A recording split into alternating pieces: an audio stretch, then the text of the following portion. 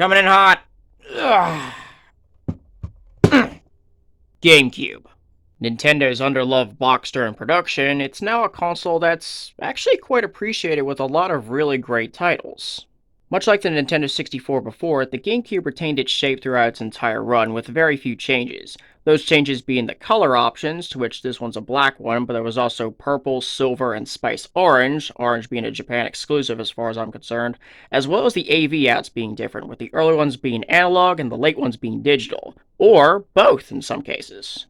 This one here is an example of having both AVs, with this being analog and this one digital.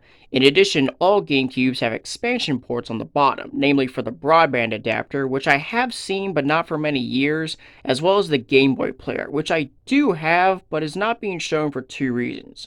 First off, the GameCube that actually has it is currently in use. This one's a spare I'm using as a prop for recording.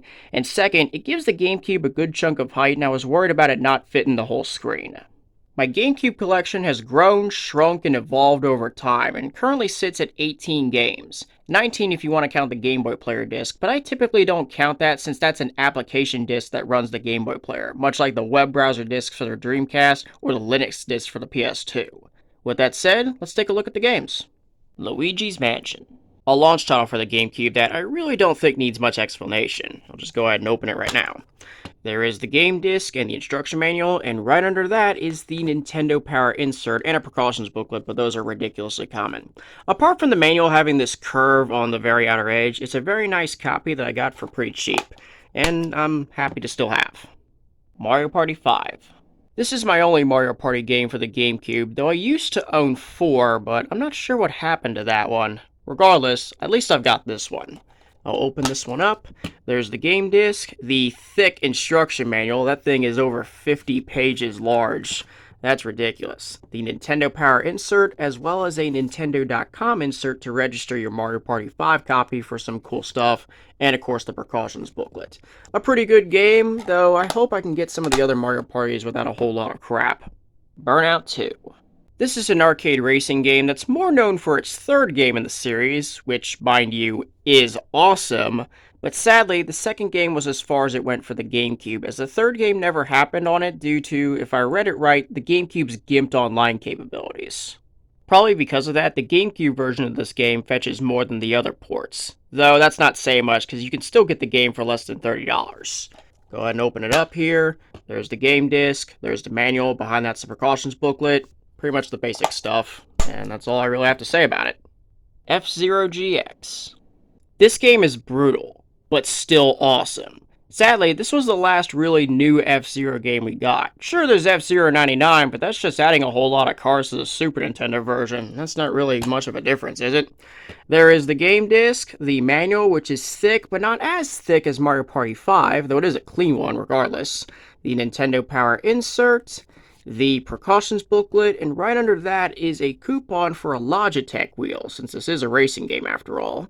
A decent game that I wish got a new release, but time will tell when that happens. Kirby Air Ride. This game controls as simply as it gets. The control stick and A button are your only main commands. Despite that, this game is exceptionally fun with 3 main game modes, and I will say City Trial is awesome. I love that one so much. It's so chaotic. Open this sucker up. There's the game disc and the manual, and that's actually all I've got for this copy. Sadly, this was Kirby's only outing on the GameCube, and that's a bit of a shame, but at least it's a really entertaining one. Pikmin 2. I wasn't too fond of this game. The only real reason I got it was because this was one of those games that basically doubled in price after GameStop stopped taking in stuff regarding the GameCube.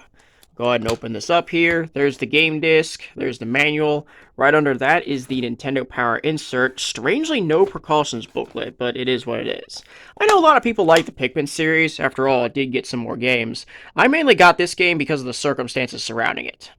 Zoid's Battle Legends. I'm not too familiar with the Zoid series, but I do know that this is an okay mech fighting game, and I don't have much to comment on otherwise. I've said what it says it is. There is the game disc, there is the manual, pretty simple stuff. I don't even have the precautions booklet. Surprisingly, this game is pretty hard to find, though it's not an expensive game either. Completes are about 50 to 60 bucks. Baten Kaitos. I got this game at a time when I was looking for more than just platformer stuff on the GameCube, and surprisingly, this turned out to be one of my personal favorites on the system. It's also one of only 2 games in my collection now that are 2 discs. You'll see the other one pretty shortly. There's the instruction manual, about as simple as it gets. I don't even have a precautions booklet. This is a game I would recommend for those looking for GameCube stuff, especially since the game's not really expensive. Complete's only about $45 maximum. Chaos Field. This is a pretty good bullet hell shoot 'em up and tuned to Radiant Silvergun, and it's surprisingly hard to find as far as I'm concerned. Open this thing up, there's the game disc and the manual, under that's the precautions booklet, and that's about it. Yeah, despite its relative rarity, the game's not too expensive either. Completes are around $50 to $60. It's definitely one to look for if you're interested in that kind of game. Ikaruga. Probably the more well-known bullet hell shoot 'em up for the GameCube, and one that's really good. Though, calling it hard is a bit of an understatement. Sheesh. Anyway, there's the game disc, there's the manual, and that's it. Not much else needs to be said. A complete copy of this game generally runs around $60 as of recording time, and is definitely worth it if you're interested in this kind of game. Metal Gear Solid: The Twin Snakes. I've got the PlayStation version of the first game, but since that copy is so unusually clean that I don't want to screw it up, this is the version I've actually played through. It's my only other 2-disc GameCube game, featuring both discs right here, and the instruction manual as well. The game is pretty tough to find, and a complete copy is a bit over $100, so if you're interested in Metal Gear Solid, you might be better off getting it through other means. Eternal Darkness. I'll admit, I'm not real big on horror games. Tellingly, this is one of just 4 games in the genre I have in my collection, but the main reason I got it is because of the game's sound effects, which just have to be seen to be believed. Inside is the game disc and the manual, behind that is the precautions booklet, and this game can be a challenge to find, with complete copies being around $100, but if you're looking for a game that will screw with your head, this one's definitely worth your time. The Legend of Zelda: Ocarina of Time plus Master Quest. Ocarina of Time needs no explanation. The existence of the GameCube version, however, probably does. You see, there were 2 ways to get the game. The first was as a bonus for pre-ordering the Wind Waker, which is actually why that combo pack exists. But this is a standalone copy. The way to get this was simply by registering hardware or software, or being subscribed to certain places at the time, like Nintendo Power in North America. Apart from that, nothing else needs to be explained, so I'll go ahead and open it up here. There is the game disc, there is the manual, and right under that is a Wind Waker special preview, which is pretty cool. Apart from that, not much else needs to be said. It's the Ocarina of Time, and there's been so much said about that, I'll spare you in this one. The Legend of Zelda: Twilight Princess. This game was the last first-party title for the system, as well as a launch title for the Wii. I have played the Wii version, but I hated those motion controls, so I far prefer the GameCube version. Though it is a bit hard to come by since it was a late release. So late you had to directly order it from Nintendo's website in Japan. Anyway, there's the game disc, there's the manual, behind that is the Nintendo Power insert and a precautions booklet, and that's all I've got to show.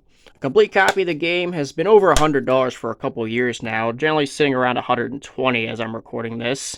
But it's still a good game that I definitely enjoy on the GameCube. The Wii one's cheaper, but again, motion controls. Yeesh. Lost Kingdoms. A decent action RPG where you're summoning monsters to do your bidding. It's a game I'm currently playing off and on, so I'm not too far into it, but it has kept my attention long enough to keep going. Open this sucker up, there is the game disc, and there is the manual, though sadly somebody put a rental sticker on this manual. For fuck's sakes. There is a registration card in it, though, and that's pretty cool. Right under that back there is the precautions booklet, and that's about it. The game's not too expensive, complete's only about $40, so if you're interested in a pretty different kind of action RPG, this might be one to go after. Lost Kingdoms 2. I haven't played this game too much, though that's mainly because I'm playing the first Lost Kingdoms and saving this one for after I beat it. Though I did get the second one first because, while the first Lost Kingdoms is relatively inexpensive and not too hard to come by, the trajectory this one was going towards was a bit concerning. Ultimately, my instincts were proven right, as the next time I would see this game was just this past August, a time span of over half a decade. Sheesh. Anyway, there's the game disc, there's the manual, which isn't in the best of shape, but it does have the registration card, and that's pretty cool. Yeah, considering it took over 5 years to find again, I'd certainly call this a rare game on the GameCube. Complete copies are running around $125 to $130 as I'm recording this, though I could easily see it being $150. Phantasy Star Online Episode 1 and 2 Plus. This was a significant game on the Dreamcast and got ported onto the GameCube after its early demise. The only real differences between the Plus version and the initial release is that several online-only quests were now available offline, in addition to some new items and extras exclusive to the Plus release. Perhaps not surprisingly, the Plus version had a very limited release, making it one of the GameCube's rarest games. Tellingly, I've not seen it at all in a very long time, as well as it long being one of its most expensive, having commanded over $100 as early as 2012. It is by no means easy to get your hands on. There is my game disc, there is the manual, both which are in good shape. The only real blemish with this copy is some damage to the plastic right there. You can notice it right on that edge.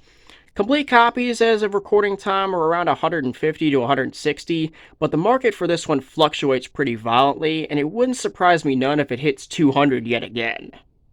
Pokemon XD.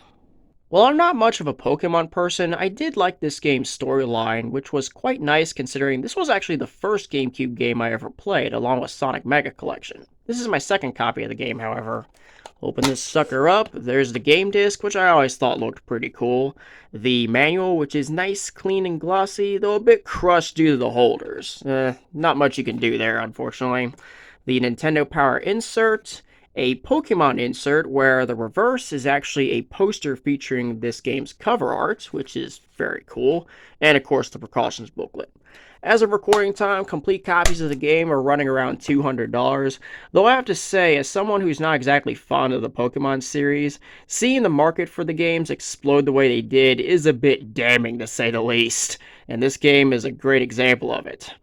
And that's all I've got to say in show. If you liked what you saw, feel free to drop a like. If you're interested in seeing how I update the collection, hit that subscribe button. Until then, I want to thank you for watching, and I'll see you next time.